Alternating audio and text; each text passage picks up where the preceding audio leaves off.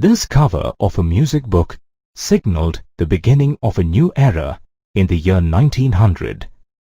The illustration shows the Angel of Progress in the center. She is carefully balancing herself on a wheel with wings, which symbolizes time.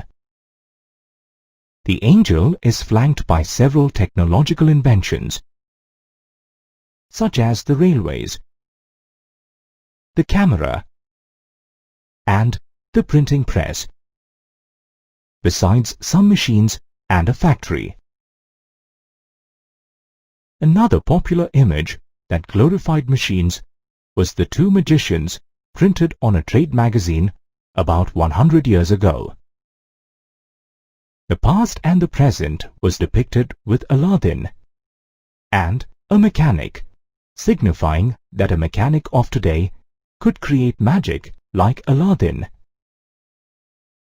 The 20th century glorified machines and industries as the new age superpowers. Was then industrialization all about new machines and factories? Contrary to popular imagination, industrialization did not exactly begin with industries and machines. The early industrialization phase, also known as proto-industrialization, paved the way for modern industrial economies. In the 17th and 18th centuries, several merchants in Europe shifted their production to the countryside. With the growth of world trade and acquisition of new colonies, there was a huge demand for finished goods. Merchants persuaded peasants and artisans to produce for an international market. In the countryside, open fields and common land were fast disappearing, and peasants were desperately looking for alternate sources of income. Therefore, they readily agreed to work for the merchants. Working from the villages gave peasants the flexibility to cultivate their land and earn as well. This association linked the towns and the countryside very closely. For example, in Britain, there were skilled laborers like wood staplers, spinners, weavers, fullers and dyers in the countryside, who were involved in various tasks of cloth production. However, finishing of the cloth took place in London. The proto-industrial times involved a lot of workers who worked from their homes and not in factories. By the 1730s, factories began developing in Britain, but they actually expanded only in the late 18th century. Cotton was the first industry to grow in Britain. The invention of new machines accelerated the pace of production and increased the output. The invention of the cloth mill by Richard Arkwright brought a revolution to cloth production, as it brought together the scattered processes under one single roof. Slowly, new mills and factories dotted the landscape of England in the early 19th century. Iron and steel was the next industry to flourish. With the expansion of the railway network in Britain as well as in the colonies, there was a huge demand for iron and steel. Although the new industries were expanding, they did not completely replace the old industries. Even at the end of the 19th century, most textile production happened through domestic units. New technology such as steam engines did not bring a revolutionary change overnight. Although many small industries had begun to use some technology in their processes, industrialists were still hesitant about the new machines due to their high repair and maintenance cost. For example, the steam engine could enhance the production manifold. However, in the early 19th century, only 321 steam engines were used all over England. Industrialization was in full swing in the late 18th and the 19th century, but the shift to machines was a gradual and slow process. During the 19th century, hordes of people began migrating from the countryside to the industrial centers, such as London, in search of jobs. Since the market was flooded with people, labor was cheap. To have cheap labor was a profitable option for the industrialists, who did not wish to invest money in machines. In industries such as breweries and gasworks, the demand for labor was seasonal. More people were required during winters. Similarly, during Christmas, a lot of people were needed to work as binders and printers. After the peak season, laborers would be out of work again. Rather than installing machines, the owners of seasonal industries preferred to hire manual labor for a short period. Manual work was also favored for products that required intricate design and finish. Machines could be used to mass-produce uniform goods. However, it required craftsmanship and skill to make goods with individual specifications. In Britain, the upper classes preferred handmade goods for their finesse. In America, though, industrialists preferred to work with machines due to a shortage of labor. In Britain, there was no dearth of labor. In fact, easy availability of labor in the market affected the life of the workers. Many people came to the cities in a hope to improve their lives, but had to spend weeks of extreme hardship before they finally got jobs. It was difficult to find shelter in the cities. People had to spend nights under bridges or in poorly maintained night shelters and refuges. There were warehouses also where they could stay after obtaining a ticket, and others went to the casual wards maintained very poorly by the law authorities. However, it wasn't an easy task to get into the warehouses. The warehouses used to conduct a thorough medical examination against diseases. Getting a job was easier if there was some friend or relative working in a factory. Workers had to lead a miserable life on their shoestring wages. During the 19th century, wages increased slightly, but their real value remained low due to the consequent price rise. For the workers, the period of employment was an important factor, as their average daily income was decided by the number of days of work. Till the mid-19th century, nearly 10% of the urban population was very poor. During the economic slump, there was a dramatic rise in the unemployed population in the cities. Another threat was the innovation of new machines which would replace the workers. The spinning jenny, designed by James Hargreaves in 1764, is a classic example.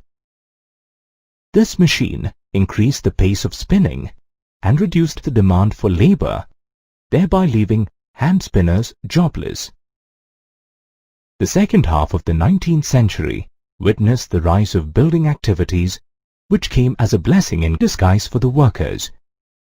Construction work for railways, road widening, drainage and sewers created new job opportunities. In the next 3 decades, there was a significant increase in the number of workers employed in building activity.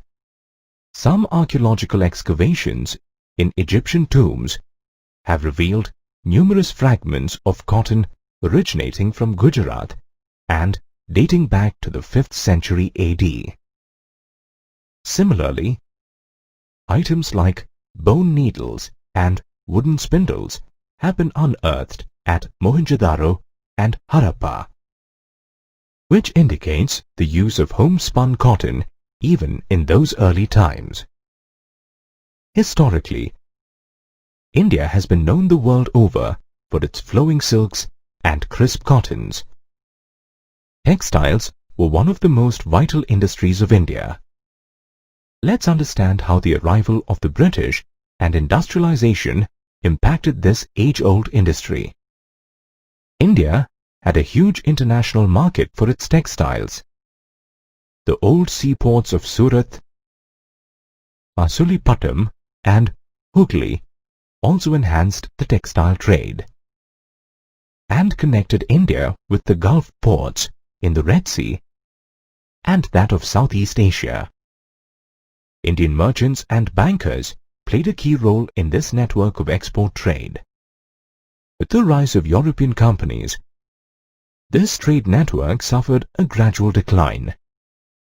The European companies obtained several concessions from local courts and secured monopoly rights to trade. Consequently, the old Indian ports began to shrink. On the other hand, Bombay and Calcutta emerged as the new ports catering to the European companies. Before consolidating its political power, the East India Company had found it difficult to regularly export Indian textile goods at cheaper rates. The textile market in India was very competitive with a variety of foreign and local traders. As a result, a weaver and a supply merchant could negotiate the best price for the goods. After establishing its power, the East India Company developed a system of management and control. This system helped the company eradicate competition, control costs, and ensure regular supply of textile goods. The company also appointed a paid servant called the Gomasta, who supervised the weavers, collected their produce, and examined the quality of cloth. This step did away with the brokers in the cloth trade, but caused a lot of chaos in the lives of the weavers. The Gomastas were the sole buyers of the weavers' produce. Besides this, the prices paid to the weavers were really low. In wake of this exploitation, some weavers rebelled and some migrated to other villages, while a few of them even gave up weaving and became agricultural laborers. However, it didn't end here. The start of the 19th century came with a fresh set of challenges for the weavers. As the cotton industry developed in Britain, industrialists forced the government to impose import duties on goods from other countries, so that the British Manchester goods would face no competition from outside. They also wanted the East India Company to sell the British goods in the Indian market. This led to the market getting flooded with Manchester imports. This made the situation worse for the weavers, as their export market collapsed. Furthermore, with the US Civil War, the cotton supplies to Britain drastically decreased, and so Britain turned to India for support. This led to a sudden surge in raw cotton exports, resulting in soaring cotton prices. Gradually, towards the end of the 19th century, India saw the growth of factories and the fine art of weaving died a slow death. These are pictures of the people who pioneered the growth of industries in India. Jamsetji Nasirwanji Tata was famous for the Tata Group of Industries, and Dwaraknath Tagore was one of the first Indian businessmen who invested in shipping, shipbuilding, mining, and banking and insurance. Let's understand the nature of the trade and industries of these great industrialists. During the British era, the major export item from India was opium. It was exported to China, and in return, the British got tea from China. Undoubtedly, China became the focal point of British trade. Indians got involved in this trade as they began to provide finance, procure supplies, and ship consignments. After making money from the China trade, some Indians decided to set up their own industries. In Bengal, Dwaraknath Tagore invested his money to set up 6 joint stock companies in the 1830s and 40s, but they did not flourish. However, several other traders followed his example and set up successful business empires.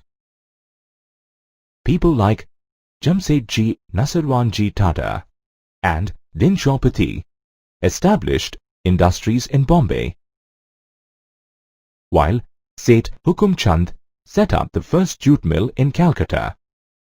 At this time, some Indian merchants had trade links with Burma, the Middle East, and East Africa as well.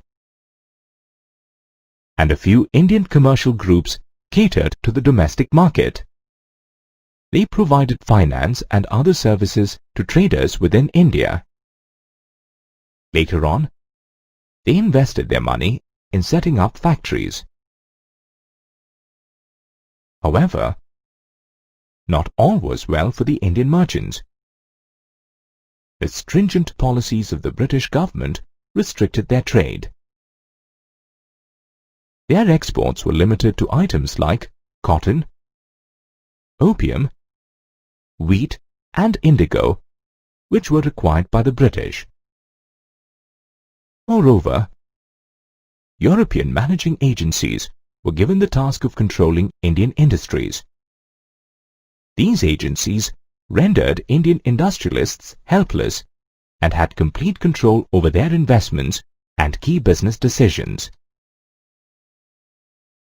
Despite all odds, Indian factories multiplied in the second half of the 19th century.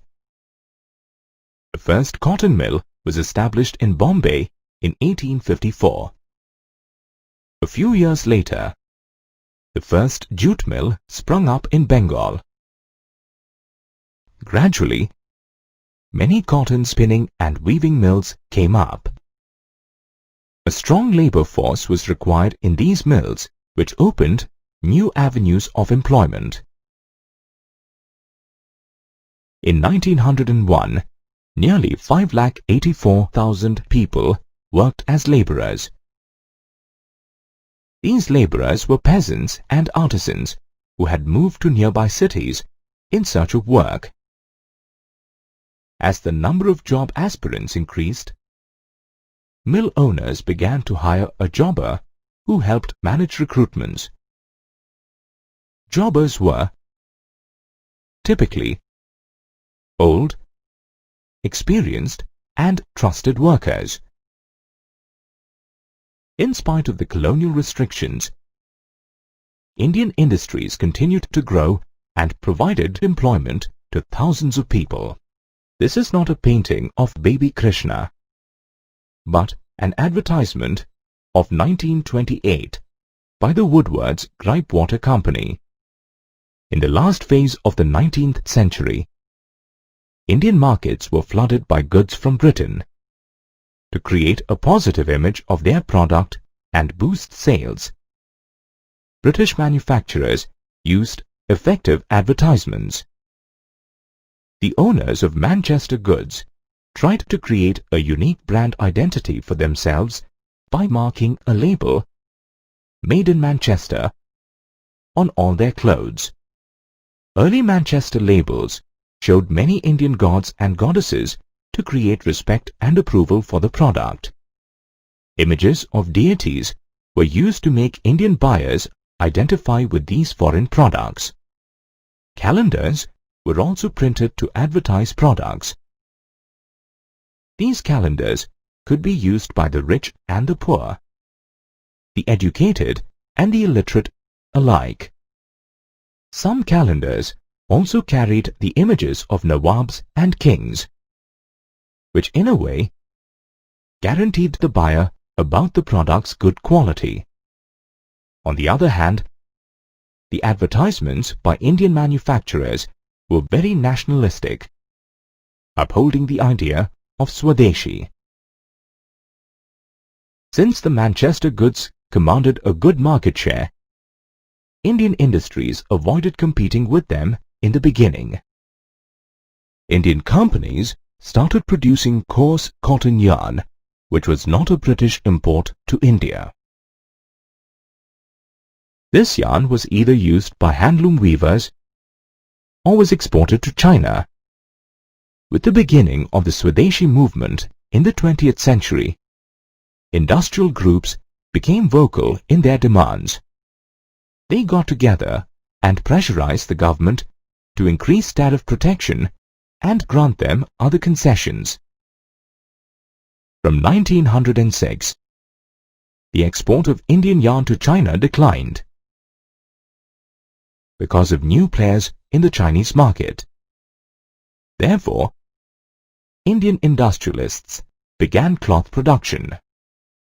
The beginning of the First World War brought a dramatic turn to industrialization in India.